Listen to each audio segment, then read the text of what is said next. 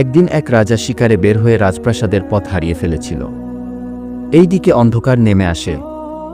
সে কোনো কিছু উপায় না দেখে সেখানেই জঙ্গলের ধারে বসে পড়ল। একটু সামনে যেতেই দূরে একটি কুঁড়ে ঘরে দেখে সেখানে আশ্রয় নেওয়ার জন্য এগিয়ে গেল, যেখানে এক গরিব ইয়াহিয়া নামের একজন কাঠুরিয়া থাকত। সে রাজাকে চিনতে পারেনি, কিন্তু সে রাজাকে আশ্রয় দিল, খাবার ও বিশ্রাম করার সব কিছুই দিয়ে সেবা করল। রাজা অনেক খুশি হলেন।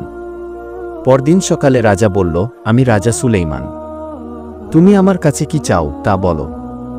ইয়াহিয়া বলল, আমার আল্লাহ আমার জন্য যথেষ্ট। আল্লাহ কুরআনে বলেছেন, তুমি আল্লাহকে ভুলে যেতে পারো, কিন্তু তোমার আল্লাহ কখনো তোমাকে ভুলেন না।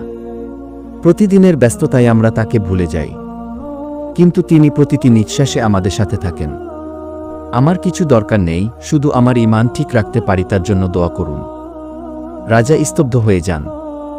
ফিরে গিয়ে রাজ্যে ঘোষণা করেন, এই কাঠুরিয়াকে আমার শিক্ষক হিসেবে নিয়োগ দিলাম, কারণ সে দেখিয়েছে সত্যিকারের সম্পদ হল ঈমান।